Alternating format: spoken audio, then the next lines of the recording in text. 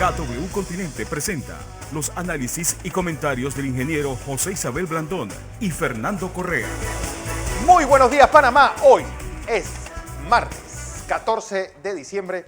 Usted ve en Canal 21, nos escucha por KW Continente. Un día en el que termina el diálogo de la Caja del Seguro Social. ¿Cuál va a ser el diagnóstico? ¿Qué hacer? Pues en un momento en que la economía está entre algodones. Pues, ¿qué serán las reformas que saldrán de este diálogo? Por cierto, que mañana culmina también la fecha para que el gobierno anuncie el nuevo salario mínimo. ¿Habrá consenso? Bueno, es una cifra y una estadística que es una vergüenza. 4.000 docentes no se han vacunado hasta ahora. Eso era un gran escollo para las clases presenciales. Y se acuerdan que ellos fueron los que insistían, no solamente que querían una vacuna, sino que querían una marca específica de vacuna, y ahora pues salen con esto. Dice el defensor del pueblo que no debe continuarse el vale digital y que lo que se debe hacer es que el gobierno pues consiga trabajo digno para todos. Un día también en el que ya fue publicado en el Boletín Oficial Electoral cómo hacer el proceso electoral dentro del PRD. Es extenso, vale la pena pues verlo. Atención, porque el gobierno de Estados Unidos dice que Bukele es más autoritario que Chávez. Eso en un momento en el que Estados Unidos anuncia 1.200 millones de dólares como inversión en América Latina. Varios medios europeos lo catalogan como la forma que la administración Biden va a frenar la expansión china en América Latina. Don José, oiga, 3, 9, 8 y 2. Eso es lo más importante. Eso es lo más importante. Bueno, es una de las cosas importantes.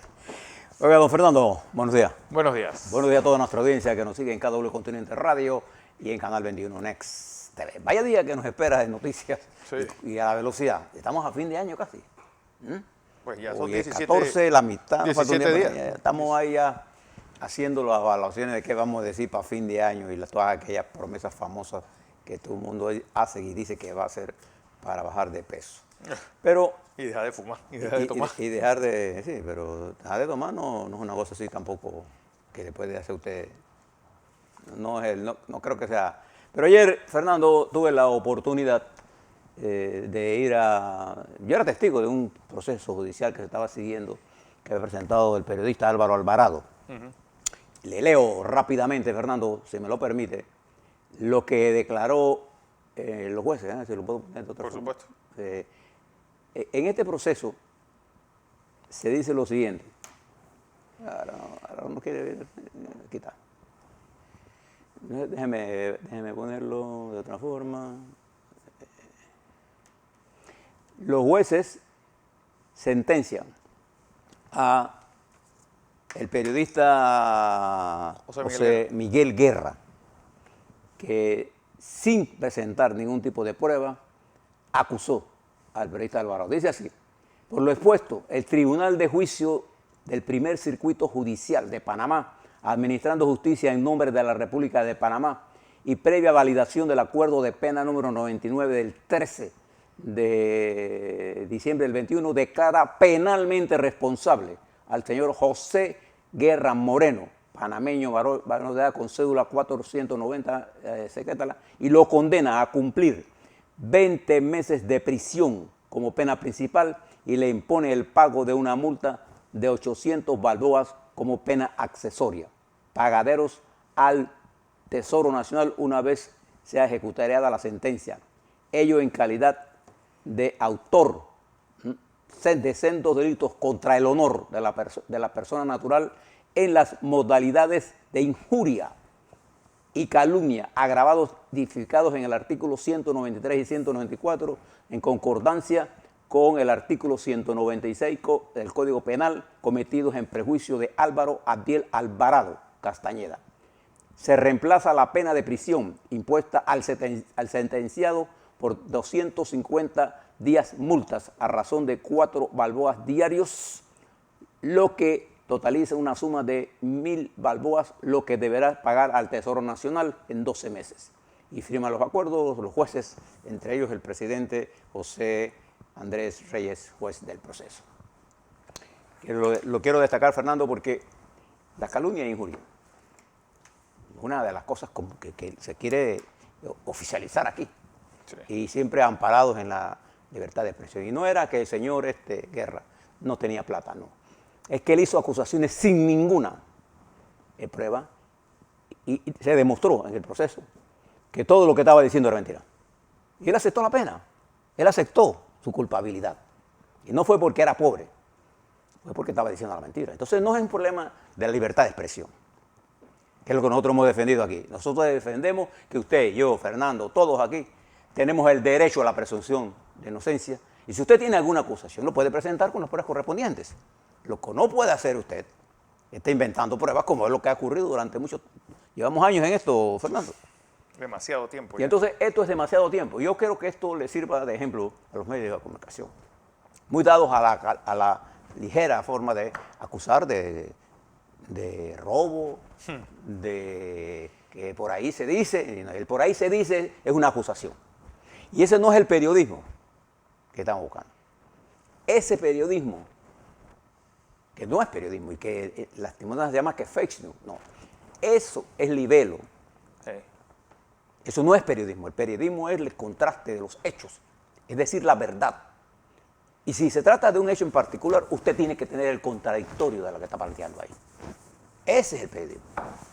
Y los demás no funcionan. Nosotros hemos sido víctimas durante muchos meses de esta campaña, ¿no? De esta campaña sostenida. No olvides que varios casos fueron armados exactamente usando a la prensa y a un poco de medios de libelo para inventar acusaciones. E incluso se publicaban para hacer una cosa que se llama noticias crímenes. Sí. Y una de las cosas que a mí me preocupa, por ejemplo, de la extinción de dominio, es que si no revisamos la ley, yo estoy de acuerdo que tenemos que tener una ley de algo de eso, pero que tiene que ser en forma tal que no le permita a nadie la utilización de esa ley para la persecución política. Punto. Nosotros no podemos seguir esto. Yo creo que este es un ejemplo que deben mirarlo. Nosotros hemos sido defensores aquí de la presunción de inocencia. Pregúntese cuántos medios asumen la presunción de inocencia. No. Ninguno. ¿No? Y hemos demostrado aquí con testimonios cómo se armaron auditorías forenses, entre comillas, que estaban alejadas de la verdad y que incluso en la misma auditoría forense que explicaba una tesis completamente absurda, esto de lo que señalaba Lucy Mulenar, los helicópteros, etcétera, todas esas auditorías, en su seno, cuando usted iba al fondo, ellos eliminaron los documentos de los que se estaban defendiendo, no los incluyeron. No. Y algunas veces los dejaron como anexos. Y cuando usted buscaba la auditoría, se daba cuenta que los anexos de lo que presentaban los que se estaban defendiendo, ahí estaba la verdad. Por eso a nosotros nos alegra esta decisión que tomó ayer el tribunal. Y nos alegra ¿por qué? Por Guerra, no, en absoluto. Yo a este muchacho Guerra lo conocí una sola vez y de ahí le inventó toda una teoría. Él se cuenta un pedacito de hueso por ahí y llega a la conclusión de que era de un dinosaurio. Yo creo que hay que ser sincero. Y hay que decir la verdad. Se acabó. Eso es una cosa. Y tener diferencias de opiniones sobre temas muy complicados es otra cosa. Y la libertad de expresión es otra cosa, estimados televidentes y radioescuchas. Bien, esto pasó ayer. Ninguna de las personas que señaló como testigo este señor Guerra apareció. Así que esto pasó en el día de ayer. Algunas cosas para que usted mientras se toma su café o viene hacia la ciudad, no está lloviendo, hay una especie de tregua, pero va a llover hasta el 17. Viene un frente frío, anunciado ya y va a llover, va a seguir lloviendo, y eso no es malo, porque acuérdese que también hay agricultores, ganaderos, hay agua que usted tiene que tomar.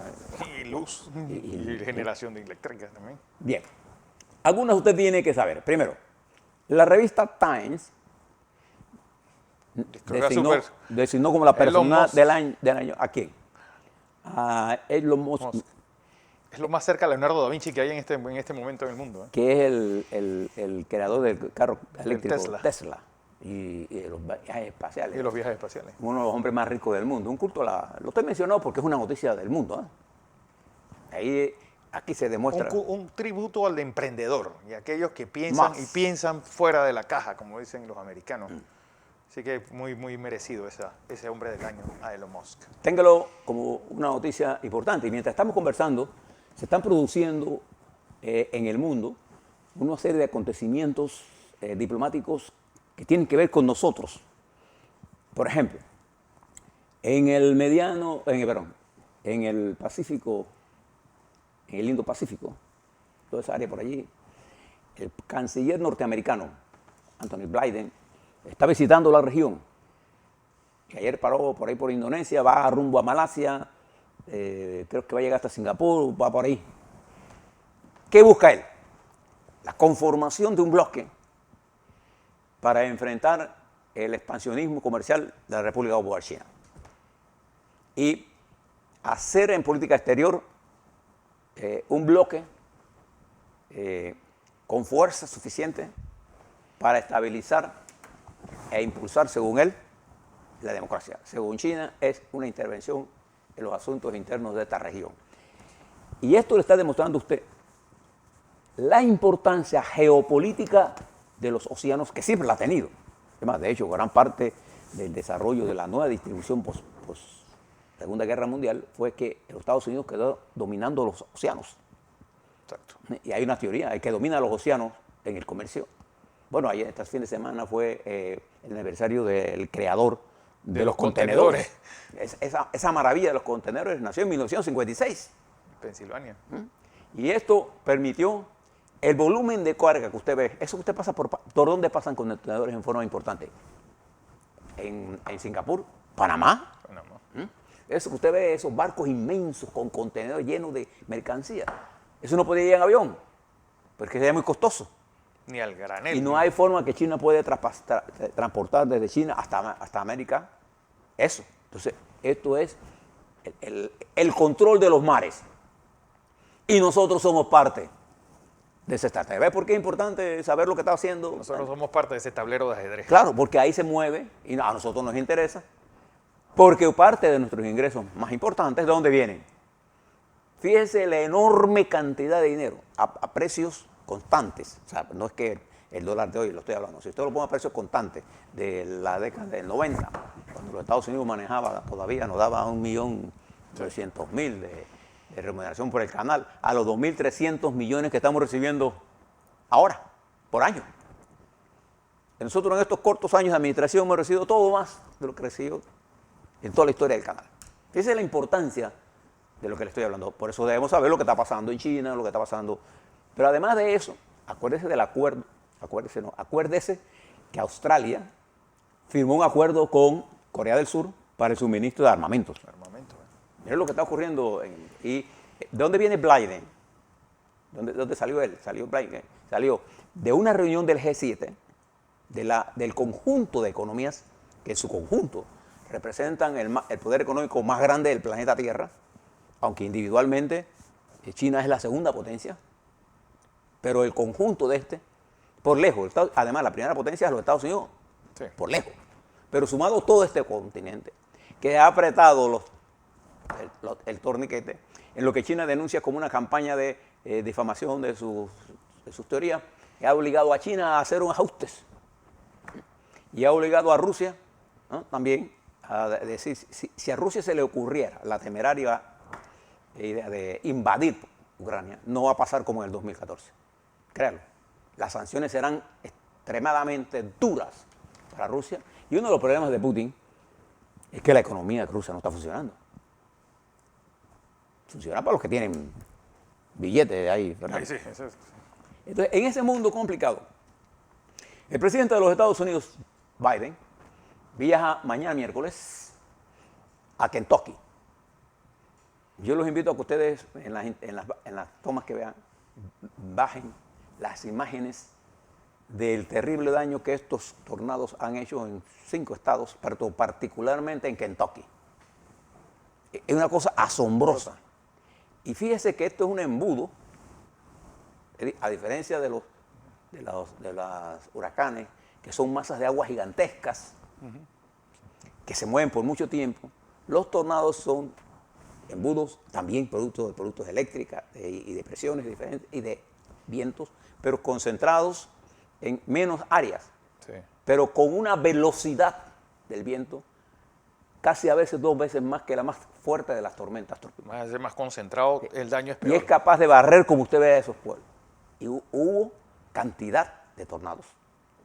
Y va a seguir ocurriendo por los ajustes que están habiendo en el cambio de la temperatura. Que no creen en el cambio climático. Un tornado que generalmente es un evento que se da en verano.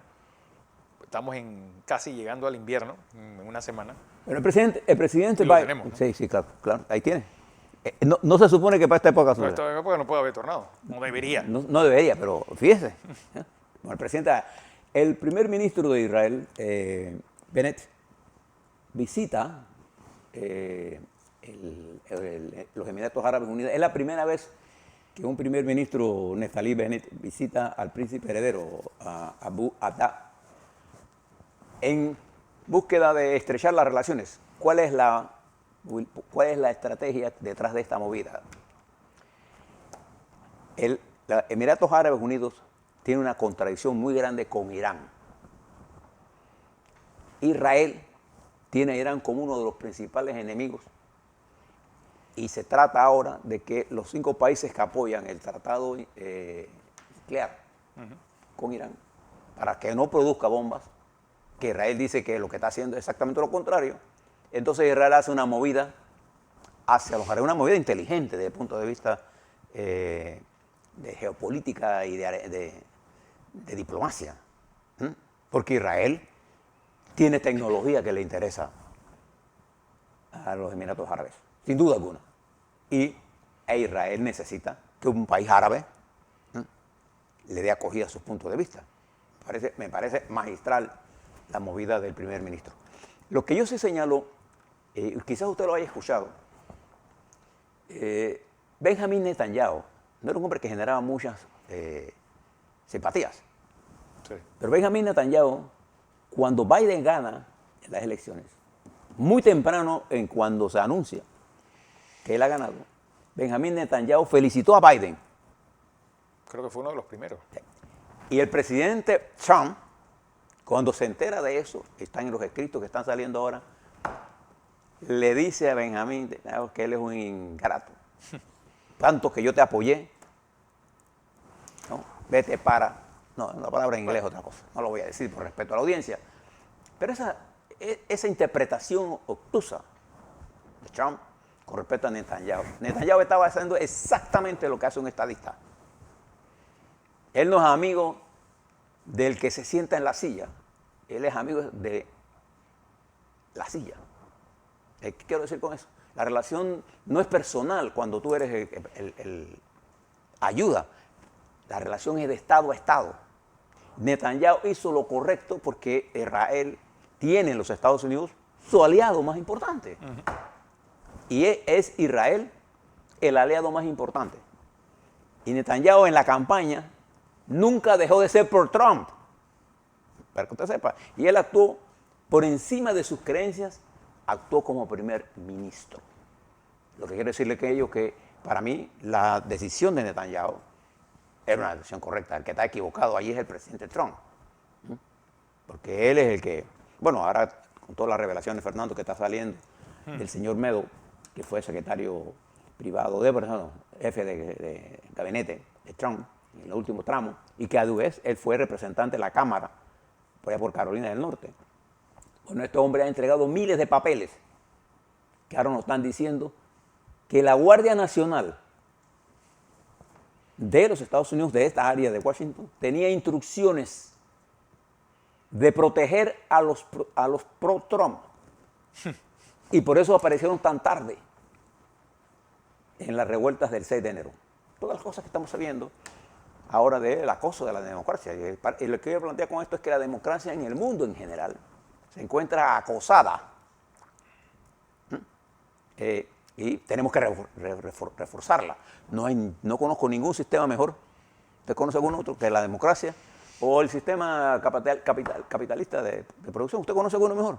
No. Para producir la iniciativa, bueno, ese es el título que se le da a Elon Musk en ese avance, que tienen tal vez ideas socialistas e ideas socializantes, más bien, pues que la revista Time olfatee que el emprendedurismo siempre es aplaudible. Y yo creo que para este joven todavía más. Mire cómo actúa la justicia en Suiza.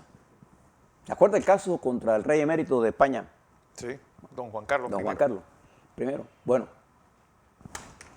la justicia en Suiza cerró el caso porque el supuesto alegato de pagos que había hecho Arabia Saudita sobre transacciones que iba a hacer empresas españolas, no existen evidencias para condenar al rey. Y Suiza ha ordenado el cierre de la investigación. ¿De cómo? No, que va a tener... Pero usted tiene que mirar la cantidad de tweets, Facebook, acusaciones contra el rey. ¿Se acuerda de ello? Es inmensa sobre este tema. Y ayer le preguntan a Pablo Iglesias. Y ayer ninguno dijo nada.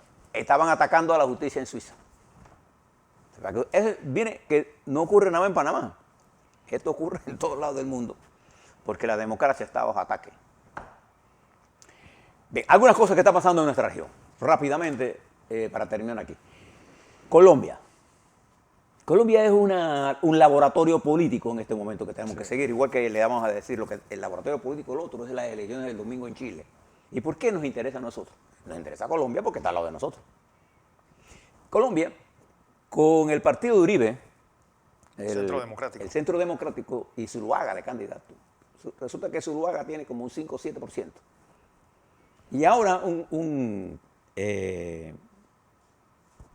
partido como Equipo Colombia, que es la derecha, pero derecha centro. Zuluaga es la derecha. Va a escoger su candidato en las próximas semanas y está midiendo si incluye a Zuluaga o no. Tiene un problema. El uribismo en Colombia está en su peor momento.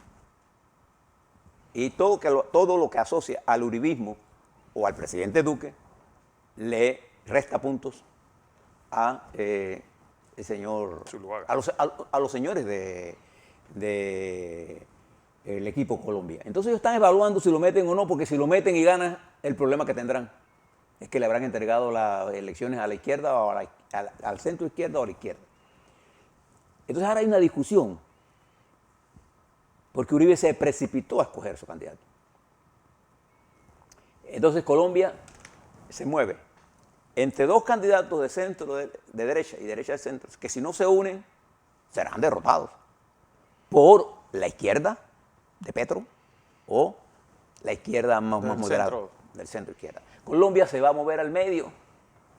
Y si la campaña queda en los extremos, como está en Chile en este momento, o como quedó en Perú, la situación es la que está viendo. ¿Por qué nos interesa? Es un laboratorio. Ahí no hay encuesta que valga. Porque el estado de ánimo de las masas no lo reflejan las encuestas. Porque cada región de Colombia, de Panamá igual, tiene su propia dinámica. Por ejemplo, en Herrera y Los Santos, usted tiene que ver el nivel de emberracamiento que hay con la luz y el agua.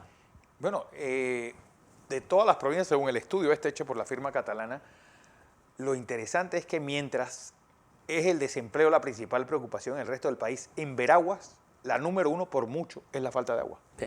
Entonces, por eso le digo que la política es tan local ahora y la gente está tan emberracada, sí, para decir otro nombre, que es difícil medir el estado de ánimo en 1 o 2 semanas, porque puede variar. Eso está pasando en Colombia, está pasando en Panamá, pero fíjese lo que está pasando en Chile, que el domingo se va a enfrentar a un proceso electoral. Los candidatos que terminaron anoche era así. Sí. La última, no tengo la información, por eso no se las doy, han movido todas sus propuestas de la derecha hacia el centro y de la izquierda hacia el centro, conservando cada uno. Cada apuesta a lo que apostó siempre Pinochet: orden, disciplina,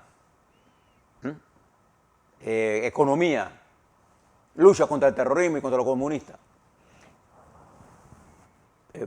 Apuesta dejó más libre el discurso ese radical y se mueve a economía abierta, pero participativa, democracia, inclusión, feminismo. Ayer fue el debate y la verdad es que ambos, lo interesante fue, y esto es algo que nosotros debemos siempre ponderar, ambos candidatos le dieron mucha importancia a la forma como Chile llevó su transición democrática. Entonces, eso es Chile, el laboratorio más importante político que tenemos que mirar, y lo que está pasando en Colombia. Mirar. Y ver lo que está pasando en México. porque los pobladores se enfrentan en las próximas semanas a una de las tareas más titánicas y a uno de sus más grandes errores. Esa reforma energética que está proponiendo del sector eléctrico en Chile, pero en México, va a ser un desastre. Pero déjalo ahí. Y termino en Venezuela. La oposición, Guaidó en particular, intenta ahora buscar la unidad, pero no creo que sea Guaidó el elemento que dé la unidad. Yo creo que Venezuela, la oposición venezolana, tiene que plantearse con seriedad la búsqueda de una nueva dirección política para encauzar toda la energía que las fuerzas democráticas en Venezuela tienen, que es la mayoría del pueblo, pero que no confían en estas estructuras que se han dañado a través de todo este proceso difícil que ha sido el régimen que ha dejado Maduro. Creo que Venezuela necesita una oposición más dinámica, una oposición más democrática, una oposición más abierta, una oposición más beligerante e inteligente. Así debe porque ser. estos aportaron al aventurarismo militar y fracasaron. Bien. A la vuelta, hablemos de COVID. Estamos en un momento complicado. Por primera vez durante muchas semanas, la positividad sube por encima de 5. Quedamos ayer en 6,2% y los casos activos se elevaron a 3.200. Le hablo de eso y le hablamos sobre el salario mínimo, es prudente, le hablamos sobre el diálogo con la Caja del Seguro Social y este proceso de inversión que quiere hacer los Estados Unidos. ¿Qué debe hacer Panamá en eso? A la vuelta, eso y más.